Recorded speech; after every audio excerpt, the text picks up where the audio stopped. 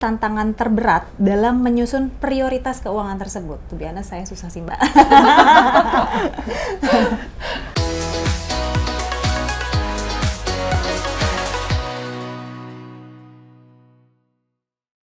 Hai great people, dimanapun kita berada, jumpa lagi di program Liquid, ngobrolin lika-liku investasi dan reksadana dengan saya, Amelia Sintama selaku host hari ini.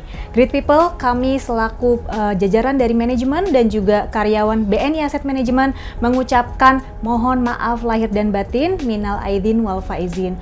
Dalam rangka menyambut hari besar Kartini yang bertepatan pada tanggal 21 April yang nantinya kita akan mengingatkan peran wanita Indonesia tentunya sangat besar sejak sebelum Indonesia merdeka, di mana beberapa tokoh wanita turut mewarnai sejarah Indonesia, termasuk di dalamnya yaitu sosok legendaris pahlawan kita yaitu Raden Ajeng Kartini, di mana sosok pahlawan tersebut Ibu R.A. Kartini sangatlah menginspirasi kita semua, di mana beliau juga menerbitkan buku yaitu Habis Gelap, Terbitlah Terang.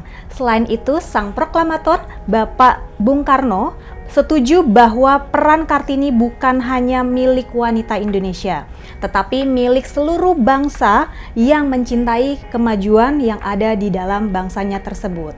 Kali ini, edisi spesial hari ini, yaitu kita akan ngobrol dengan Kartini masa kini tentunya, yang telah hadir di studio BNI Asset Management.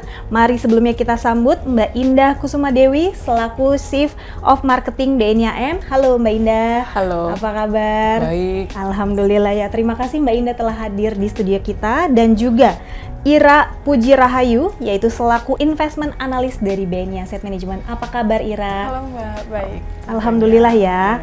Oke, selamat datang sebelumnya Mbak Indah dan Ira. Kita seneng banget nih hari ini kita kedatangan para Kartini BNI Asset Management, tentunya yang sudah cantik sekali dengan dandanan kita yang menginspirasikan tentunya harapannya. Mudah-mudahan nanti kita kali ini podcast memberikan inspirasi juga untuk Sobat Great People tentunya, yang tentunya berharap banyak sekali insight-insight ataupun juga manfaat yang tentunya akan kita terima nantinya untuk Sobat Great People. Oke, mungkin sebelumnya Mbak Indah, sebelum masuk topik yang serius, mungkin kita mau ngobrol-ngobrol dulu nih. Untuk Mbak Indah dulu, Ira, tahan dulu ya Ira ya. Oke, mungkin boleh dong Mbak Indah di-spill ke Sobat Great People, kira-kira Mbak Indah itu memulai kiprahnya di bagian financial pasar modal Indonesia itu sejak kapan dan mulai dari mana kurang lebih, mungkin kita bisa tahu nih supaya teman-teman Sobat Great People bisa mengambil kira-kira pengalaman yang baik yang tentunya bisa diaplikasikan kepada Sobat Great People. Silakan Mbak Indah. Terima kasih Mbak Amel. Jadi memang saya memulai karir saya di dunia keuangan, terutama di pasar modal itu sejak tahun 2000. Oke. Ya, jadi sekitar hampir 25 tahun ya. Per Juni lah saya ingat pertama kali saya masuk di suatu perusahaan, dulu namanya Dana Reksa. Oke. Sekarang namanya sudah berubah ya, diambil sama diakuisisi sama satu perusahaan, grup perusahaan besar. Jadi kebetulan saat itu saya menjadi manajemen trainee. Jadi memang target saya pada saat itu karena memang baru lulus, saya pengen belajar banyak. Saya melihat memang sebagai manajemen trainee atau officer development program inilah tempat di mana saya bisa menimba ilmu sebanyak-banyaknya. Kurang lebih gitu Mbak. Oke. Mulai dari MT, kemudian berkembang tentunya ya Mbak Indah. Betul. Dan akhirnya sekarang menjadi Chief Marketing Officer dari BNI Asset Management sendiri. Mungkin kita pindah ke Kartini muda kita kali ini ya. Halo Mbak Ira, Mbak Ira, punten Mbak, kita mau tanya nih, kira-kira kayaknya Mbak Ira sosok Kartini yang ada di awal karir. Mungkin boleh diinformasikan nggak sih kira-kira Mbak Ira sendiri adalah apakah mungkin first jobber atau mungkin latar belakangnya itu seperti apa Mbak Ira? Iya, jadi sebenarnya memang ini merupakan tempat bekerja saya pertama ya setelah lulus. Jadi saya lulus kuliah itu sekitar tahun 2022. Nah di situ saya berkesempatan untuk magang dahulu di BNI AM. Nah jadi sekitar kurang lebih 2 bulanan, kemudian lanjut di sini sampai full time. Dan di situ baru mempelajari banyak ilmu baru ya tentang investasi khususnya, karena background saya sendiri itu matematika, yang mana itu ya cukup jauh lah dari dunia pasar modal. Namun karena di sini saya senang dan tertarik juga karena mempelajari berbagai hal, berbagai company dan juga berbagai sektor. Jadi ya di sini saya cukup senang di dunia investasi. Oke, walaupun nih Sobat Great People, kita lihat latar belakangnya Mbak Indah dan Ira sangat berbeda ya. Ira bukan dari bagian finansial, mungkin Mbak Indah juga sudah masuk ke dalam finansial, ternyata menarik dan akhirnya bisa berkecimpung sebagai Kartini di BNI AM ya. Oke, mungkin kita masuk sedikit nih Mbak Ira dan juga Mbak Indah, kita mulai ke diskusi yang agak serius sedikit ya. Mungkin kalau saya izin dulu bertanya pada Mbak Indah, kalau kita lihat nih perjuangannya Kartini masih relevan nggak sih Mbak Indah di era digitalisasi saat ini, apalagi sekarang banyak isu yang diangkat, yaitu kesetaraan gender, kemudian juga ada beberapa literasi keuangan dan pendidikan, itu kira-kira dari sisi insight-nya Mbak Indah seperti apa? Oke.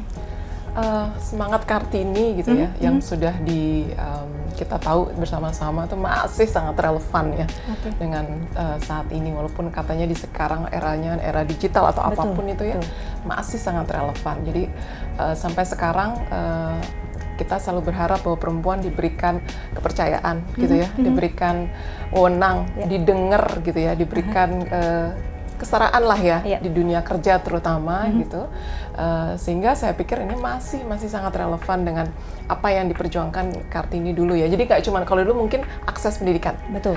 Nah kalau sekarang mungkin semua ya, betul. Oke, mungkin thank you Mbak Indah. Kita geser sedikit. Menurut Kartini muda BNI AM gimana nih kira-kira, masih relevan nggak Ra? Mungkin kan kalau Ira baru mulai 2022, kemudian kita ngelihat sekarang literasi edukasi untuk bagian finansial itu sendiri juga masih bisa dikatakan belum sukses ya Mbak Indah ya. Mungkin kita bisa cerita seperti itu. Kira-kira menurut Ira relevan nggak semangatnya Kartini di era yang saat ini? Ya, menurut saya juga ya masih sangat relevan ya hingga saat ini. Apalagi di era sekarang itu serba digital, juga berbagai info kita bisa akses di platform-platform lainnya. Namun mungkin kan tidak semuanya bisa mempunyai kesempatan yang sama ya, mungkin di berbagai daerah mana, kemudian juga latar belakang yang berbeda. Jadi mungkin semangat Kartini juga itu masih sangat relevan ya dengan sekarang. Khususnya sebagai kita wanita juga kita tentu harus melek finansial, kemudian juga melek teknologi juga, dan ya bisa mandiri lah secara. Oke, berarti memang antara Mbak Indah dan sudut pandang dari Ira sendiri selaku Kartini BNI AM itu masih relevan semangatnya. Mudah-mudahan itu terus terpancar sehingga kita juga Kartini dari BNI AM bisa menyemangati juga para Kartini yang ada di Sobat Great People dimanapun kalian berada. Mungkin kita masuk ke next pertanyaan ya. Mungkin saya izin tanya dulu sama Ira, kira-kira nih di mata generasinya Ira saat ini, siapa sih sosok wanita yang pantas menyandang gelar Kartini di era Kartini saat ini? Tentunya selain Mbak Indah ya, karena dia adalah role model dari BNI AM, Kartini BNI AM. Mungkin boleh diceritain juga dari sisi Ira? Ya, mungkin sebenarnya banyak ya kalau disebutkan role-role Kartini masa kini. Namun saya memiliki ya satu sosok lah yang inspiratif bagi saya, yaitu mungkin Maudy Ayunda. Saya melihatnya sosok Kartini saat ini karena dia ini selain berprestasi di bidang hiburan, musik, perfilman juga, dia berprestasi juga di bidang akademi. Baik itu di luar negeri ya, dia berhasil menyandang 2 gelar master sekaligus di universitas ternama di dunia. Nah, selain itu juga dia pernah mewakili Indonesia di ajang G20 itu untuk mendukung hak-hak perempuan di Indonesia. Nah, ya selain itu juga dia aktif membagikan atau share tips-tips bermanfaat terkait pendidikan, karir, finansial di channel YouTube-nya. Nah, jadi dari situ juga Ira bisa belajar banyak dari dia. Oke, Ira kelihatannya udah mulai menggali siapa yang jadi sosoknya, dan mudah-mudahan nanti Ira juga bisa lebih daripada Maudy Ayunda ya. Mungkin izin sebelumnya ke Mbak Indah, kira-kira dari Mbak Indah nih, tokoh wanita inspirasi siapa sih yang ada di bidang finansial atau pasar modal yang pantas menjadi Kartini di masa kini? Mungkin boleh di-spill Mbak, kita juga bisa mulai cari-cari informasi, cari-cari apa yang bisa menjadi insight buat kita sendiri. Mungkin monggo Mbak. Kalau Ira mungkin mau di Ayunda ya. Kalau saya nggak lain gabungkan Bu Sri Mulyani ya, Menteri Keuangan. Iya, betul. Saya pikir dia punya hampir mirip lah sama Kartini. Kartini itu kan nggak cuma di domestik, tapi dia dikenal di Belanda sampai di Belanda ya. Bayangin di tahun 1900 sudah sampai ke negeri Belanda reputasinya. Apalagi ya sangat mirip dengan kondisinya situasinya Bu Sri Mulyani ya, kepercayaan market terhadap Sri Mulyani kan juga sangat tinggi ya. Oke, jadi kalau dari sisi Ira mungkin mengapresiasi Maudy Ayunda, kemudian kalau Mbak Indah ini benar-benar sosok yang banyak sekali jadi highlight buat kita semua, tentunya Ibu Sri Mulyani yang bisa kita ambil ya Mbak, sebenarnya banyak sekali perjuangannya beliau. Dari yang beliau di luar, kemudian balik ke Indonesia, sekarang menjadi Menteri Keuangan yang sudah 2 periode ya, dan itu mudah-mudahan bisa menginspirasi tentunya Sobat Great People. Mungkin kita masuk ke pertanyaan selanjutnya, kita izin ke Ira dulu ya. Ira, kalau boleh tahu nih, kapan sih Ira mulai mengenal perencanaan keuangan, dan kalau bisa dilihat itu siapa sih sosok Kartini yang mengajarkan kamu perihal money management?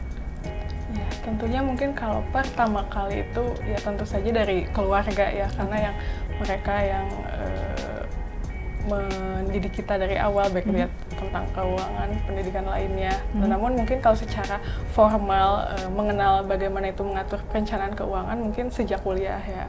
Karena di kuliah Ira memulai dengan sempat asrama 1 tahun, kemudian juga pernah menjabat jadi bendahara di satu organisasi. Nah, jadi dari situ bisa mulai mengenal bagaimana mengatur keuangan secara terstruktur dari budgeting pemasukan ya untuk nantinya pengeluaran seperti itu. Oke, udah amat sangat mengerti banget kayaknya ya Mbak Indah ya. Ira ini benar-benar dari awal, dari mulai kuliah yang kita sendiri, mungkin kalau saya pribadi nggak kenal tuh ya manajemen finansial. Mungkin Ira menjadi inspirasi, hopefully itu tetap ditularkan ya Ra kepada Sobat Great People, mungkin teman-temannya atau keluarganya, supaya hopefully melek investasi di Kartini itu tetap berkibar semangatnya. Mungkin kalau dari sisi Mbak Indah sendiri nih, kira-kira kalau Mbak Indah sebagai Kartini role modelnya BNI-AM, gimana sih Mbak Indah membagi waktu antara pekerjaan, kemudian keluarga, dan juga pastinya mengatur keuangan? Apakah ada prioritas tertentu dan kira-kira mesti disusunnya tuh kayak gimana sih Mbak? Jadi kalau ditanya prioritas, semuanya prioritas sih Mbak Mel. Iya sih. Ya, kalau ditanya bagi-bagi enggak. Jadi keluarga 100%, pekerjaan 100%. Yang namanya keuangan, literasi keuangan apalagi 100%. Karena kita sebagai perempuan harus mandiri ya, mandiri secara finansial. Tinggal masalah kemungkinan ketika menjalani semua fungsi tersebut gitu ya, kita melihat mana yang harus didahulukan, mana yang bisa agak sedikit ditunda ya. Saya yakin kita semua sudah tahu ya mana yang urgent, mana yang top priority, mana yang bisa diselesaikan setelahnya gitu. Jadi memang skala prioritas sih. Oke, tapi berarti sebenarnya Mbak Indah juga sudah ada penyusunan paling nggak terstruktur ya Mbak? Kan betul, kita apalagi pasti. Mira, to be honest, kita tiap bulan mikirin buat diri sendiri aja masih agak lumayan terkendala ya gitu. Mungkin kan dari Mbak Indah apalagi sudah tahu nih template-nya, kemudian juga apa-apa aja yang jadi bisa jadi concern. Mungkin nanti kita banyak cerita ya, kita coba gali lebih dalam dari Mbak Indah ya. Oke, mungkin kita masuk lagi nih Mbak Indah Mbak Indah kan sebagai ibu dan juga wanita karir. Kira-kira apa saja sih pos pengeluaran yang menjadi prioritas bagi ibu dan wanita karir, dan apa sih tantangan terberat dalam menyusun prioritas keuangan tersebut? Kebiasaan saya susah sih Mbak. Jadi kalau saya rasa semua ibu ya gitu ya, yang menomorsatukan pertama kali adalah pendidikan. Yang kepikiran pertama kali adalah pendidikan. Memang ada kebutuhan-kebutuhan lainnya, tapi kebutuhan-kebutuhan itu bisa di skala prioritasin yang selanjutnya kalau pendidikannya setelah pendidikannya gitu ya. Jadi memang pertama kali saya selalu baru menikah pun gitu ya, itu yang saya pikirkan gimana caranya saya mengalokasikan dana untuk nanti kayak punya anak gitu. Intinya apa yang kami peroleh sebagai orang tua itu anak-anak bisa menikmati gitu kan. Nah itu pertama kali adalah bagaimana anak-anak memperoleh pendidikan yang sebaik mungkin.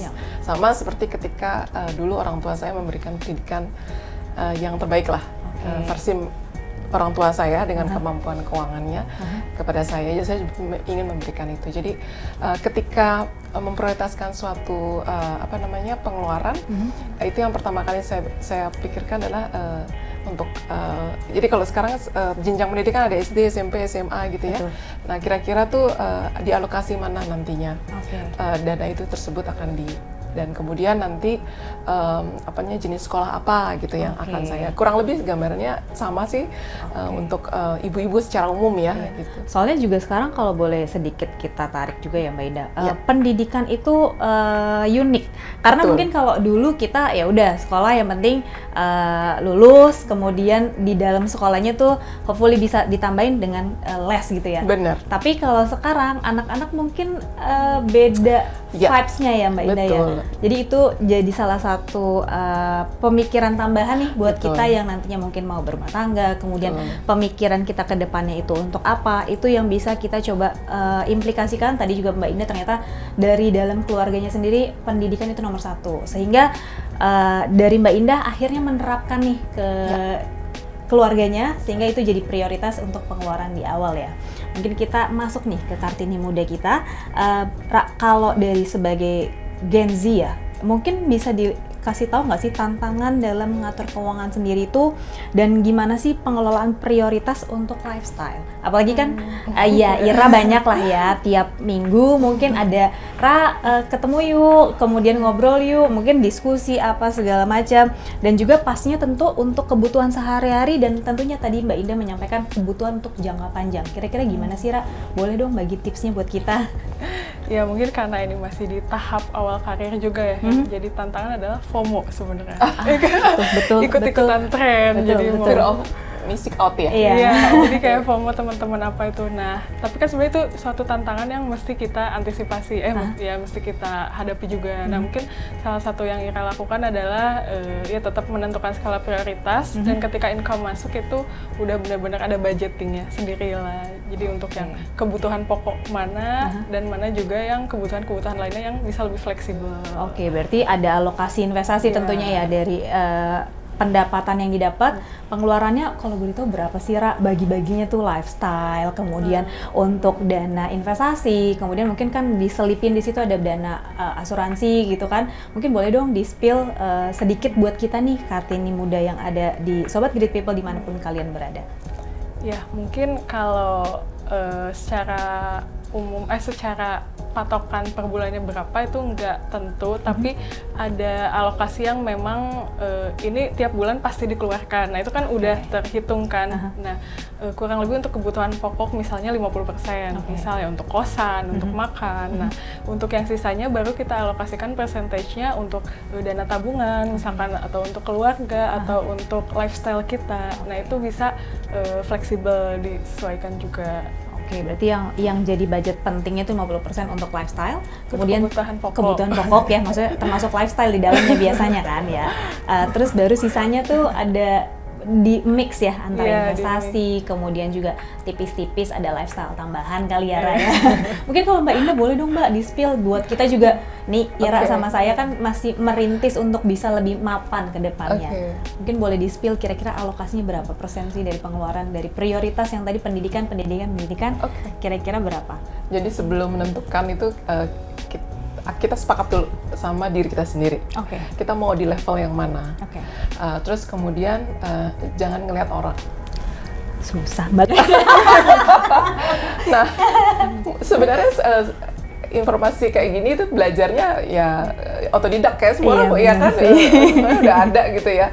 Tinggal ke diri kita sendiri. Jadi jangan, kalau saya berusaha untuk nggak ikut-ikutan ya. Tadi Ira bilang tuh FOMO. FOMO tuh benar banget, karena itu menentukan disiplin kita selanjutnya gitu kan ya. Mandiri finansial tuh nantinya terasanya aku udah ke depannya. Nah kalau ditanya berapa persen sih gitu ya, dari sejak dulu tuh alhamdulillah saya cukup disiplin gitu kan. Saya cukup disiplin, saya berupaya gitu ya, berupaya kalau memang tidak ada pengeluaran yang urgent ya. iya yang besar gitu di satu bulan tertentu, saya berusaha tuh maksimal 20% itu dialokasikan buat investasi. Oke. Setelah itu baru kemudian next selanjutnya kebutuhan. Jadi pokoknya 20% itu harus masuk ke investasi, kemudian 30% buat pengeluaran rutin. Nah, baru kemudian sisanya itu buat buat kebutuhan keluarga gitu. Oke, Ya, jadi sekitar kebutuhan keluarga ada sekitar lumayan banyak ya, sebenarnya 50% gitu ya. Oke. Terus kemudian sekitar 30% tuh yang udah nggak bisa diganggu gugat ya. Sisa 20% itu bahkan bisa, insya Allah kalau misalnya lagi nggak ini bisa sampai 30% itu udah harus masuk ke investasi. Mulai Ra, jangan lupa Ra, investasi lifestyle mungkin dikurangin ya Ra ya. Jangan FOMO kali ya, sekarang you only need one, you know ya. Oke, mungkin kita masuk lagi nih ke pertanyaan selanjutnya, mungkin Mbak Indah dulu ya. Mbak Indah, menurut Mbak Indah, perbedaan apa sih yang paling mencolok dalam prioritas keuangan wanita karir yang sudah berkeluarga tentunya, sama wanita karir yang akan berkeluarga? Mungkin boleh di-spill Mbak. Ngambil contoh diri sendiri aja ya. Yang paling gampang. Jadi kalau misalnya dulu pribadi ya mikirnya diri sendiri ya. Mungkin kalau dulu saya ikut sama orang tua mungkin nggak mengharap kita untuk bayar misalnya utilities, listrik, gas atau segala macam. Tapi ketika kita menikah tinggal di rumah sendiri, itu akan menjadi pengeluaran rutin gitu kan. Ditambah yang tadi aku bilang udah punya anak, tambah lagi pendidikan. Kemudian setelah pendidikan tentunya kita pengen ada kualitas hidup lain. Betul. Ya kan, pengen ekstrakurikuler. Ekstrakurikuler bisa macam-macam kan. Bisa ya bentuknya paling gampang jalan-jalan ya kan? Self reward ya kali ya. Benar, self reward. Jalan-jalannya ya tergantung kemampuan keuangan kan. Dalam sudah banyak yang bagus atau misalnya punya sedikit rezeki bisa keluar. Nah, kurang lebih gitu sih. Jadi emang perbedaannya mungkin lebih banyak ke diri sendiri. Kalau untuk yang single, kalau untuk yang sudah menikah, mikirnya tuh udah lebih perintilannya lebih banyak. Oke, mungkin maaf ya Ra, ini kayaknya agak dalam, tapi boleh tanya dong, kira-kira kalau menurut menurut Ira itu gimana sih pendapatnya Ira? Ada hal-hal yang perlu ditambahin lagi nggak? Yang kira-kira perbedaan yang paling mencolok nih antara, ya kan kita to be ya, mau ke arah kesana ya, mencolok prioritas keuangan wanita karir, dan juga saat ini mungkin Ira yang bisa di-spill ke Sobat Great People. Mungkin ya sebenarnya tadi udah banyak disebutin juga sama Ibu Indah terkait perbedaan mana yang sebelum menikah dan setelah menikah. Karena ketika kita belum menikah kan kita belum punya suami, belum punya anak, jadi tanggungannya itu ya belum ada sendiri ya. Cuma mungkin kalau dari kita pribadi yang single bisa mengalokasikan finansial itu untuk self development kita sendiri, misalkan kayak untuk menambah soft skill, prestasi leher ke atas biasanya disebutnya untuk diri kita, ya untuk self development atau membangun networking dan juga menambah skill. Berarti itu tambahan dari Ira ya, mungkin dari Sobat Great People, Kartini muda boleh ditambahin investasi dari leher ke atas ya, supaya hopefully nanti finansialnya bisa lebih matang dan bisa menjadi seperti Mbak Indah, role modelnya BNI AM. Mungkin kita masuk nih, kan kita sudah melewati nih ya, Mbak Indah sama Mbak Ira, kita melewati yang namanya Lebaran kemarin. Nah, sering muncul nih tekanan-tekanan, agak sedikit pressure nih kita ya. Mungkin Ira dulu kali ya Mbak Indah ya. Kalau dari Ira nih, setiap Lebaran kan muncul tekanan-tekanan sosial, mungkin kayak pertanyaan kapan nikah, kemudian kapan punya rumah bersendiri gitu ya, rumah pribadi, kemudian apa hal-hal yang jadi penentuan prioritas tentunya keuangan yang ada di Ira. Mungkin boleh di-spill nih biar kita bisa tahu nih next-nya kita mesti ngomong apa. Iya, ya pastinya pertanyaan-pertanyaan itu sering muncul ya ketika lebaran. Tapi ya balik lagi, setiap orang itu ya punya jalannya sendiri dan punya timelinenya sendiri. Jadi yang paling penting adalah itu kita fokus ke tujuan kita itu apa, dan nikmati aja prosesnya, karena ya pasti nanti ada hasilnya sendiri. Ya jadi seperti itu. Oke, mungkin geser ke role model Kartini kita. Mungkin Mbak Indah, boleh dong Mbak Indah. Mbak Indah kan sudah melewati masa-masa yang seperti kita dulu nih. Kira-kira tekanan sosial yang kayak gimana sih supaya kita bisa mengantisipasi paling nggak pertanyaan-pertanyaan, sehingga harapannya finansial prioritas ke perencanaan keuangan kita itu bisa lebih mapan, sehingga menutup nih mulut-mulut teman-teman sobat Great People lainnya, atau mungkin ya lingkungan sekitar lah, yang mungkin bisa memberikan kita lebih terstruktur, atau mungkin lebih mapan lah ke depannya kayak Mbak Indah. Mungkin boleh dikasih spill-nya Mbak, tips-tipsnya? Sebenarnya korelasinya ada ketika ditanya tadi wanita sudah menikah itu apa sih yang jadi prioritas ya? Aku bilang tadi kan pendidikan. Karena ketika pada saat lebaran ya, pada saat kumpul keluarga gitu ya, kalau Ira ditanya kapan nikah gitu kan, punya pacar apa enggak gitu kan. Nah mungkin kalau kayak saya, ibu itu ya, sesama ibu tuh nanyanya, anaknya kuliah di mana? Gitu kan? Ada pressure tambahan ya? Anaknya kuliah di mana, atau anaknya kerja di mana, atau misalnya sekarang kerja di mana Mbak? Gitu. Nah, ketika kita sudah menyiapkan dana pendidikan yang baik gitu ya, dimanapun anak itu sekolah, kita kan sudah merasa itu sudah maksimal, apalagi kalau kita bisa memberikan yang terbaik. Itu makanya korelasinya kalau aku bilang, disiplin diri, tahu kita tuh nantinya mau seperti apa gitu, itu akan nanti menjawab pertanyaan-pertanyaan, pressure itu ya, pressure sosial yang membantu kita lah menjawab gitu ya, pressure sosial nanti kita hadapin. Oke, kita ambil sari-sarinya ya, Ra. Mungkin kita masuk ke pertanyaan selanjutnya nih. Mungkin izin ke Mbak Indah dulu. Apakah status seseorang mempengaruhi jenis pilihan investasi? Misalnya wanita yang saat ini single, kemudian yang berkeluarga dan juga tentunya punya anak, akan lebih cenderung milih jenis investasinya yang seperti apa? Mungkin kayak properti, emas, surat berharga dan lain-lain. Mungkin Mbak Indah boleh dong spill sedikit nih buat kita sobat Great People biar lebih melek investasi lagi. Dari sekarang Kartini muda mulai memikirkan mana-mana yang penting, mana-mana alternatif investasi buat kita semua. Kalau untuk investasi tahap awal dulu ya, tahap awal mungkin mudah saja kita lihat. Mungkin banyak dipengaruhi, bukan dilihat ya, banyak dipengaruhi sama lingkungan sekitar dulu ya. Aku ngelihat dulu waktu awal baru kerja gitu ya, awal baru kerja walaupun MT masih belajar, yang kepikiran di kepala adalah kebetulan Eyang sama ibu saya gitu, mereka rajin beli emas gitu. Jadi ketika mendapatkan pendapatan yang pertama gaji gitu ya, ada yang saya sisihkan untuk misalnya beli emas. Namun berjalannya dengan waktu, ketika saya sudah lebih paham gitu ya mengenai investasi di pasar modal, tentunya saya sisihkan pendapatan saya di pasar modal. Itu sih kurang lebih. Terus kemudian ada instrumen-instrumen lain yang kemudian jadi tambahan. Kalau dulu Eyang atau mungkin ibu, selain ya mungkin yang lain juga ya, tabungan, deposito itu kan bisa jadi ini ya, dulu ya, zaman sekitar 20 tahun yang lalu. Ya itu mungkin lihat mulai dari apa yang ada dulu, nanti kemudian belajar bisa dari tempat kerja, bisa dari sekolah. Kalau sekarang mungkin kuliah juga udah diajarin kan, mata kuliah ada mata kuliah pasar modal gitu ya.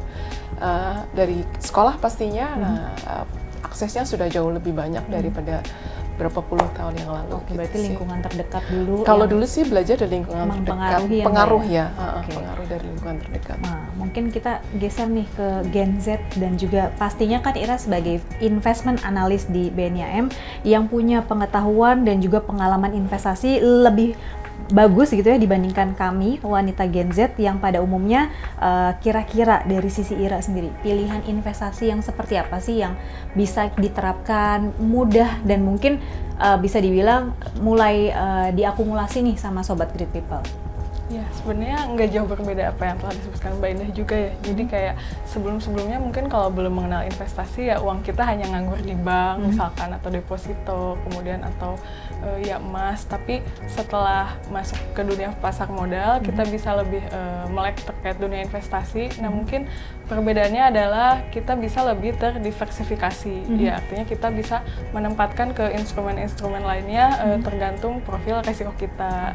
Dan ya ke teman-teman Ira ya mungkin banyak yang belum mengenal investasi, tapi setelah mengenal investasi ya di pasar modal ini jadi lebih terdiversify aja. Tambahannya berarti kalau dari Mbak Indah, lingkungan terdekat yang mempengaruhi kita bisa mulai mapan untuk investasi. Kemudian kalau Ira ditambahin sedikit nih, mulai diversifikasi juga, sehingga harapannya bisa dimaksimalkan. Tadi kan Mbak Indah awalnya emas, kemudian beriring berjalannya waktu, Mbak Indah juga ngerti banget tentang pasar modal. Ternyata itu alternatif investasinya banyak, mudah, dan bisa lengkap dilihat juga ya Mbak Indah ya sekarang, apalagi ditambah platform yang bisa memberikan kita lebih transparan kali ya, bisa dilihat dari situ.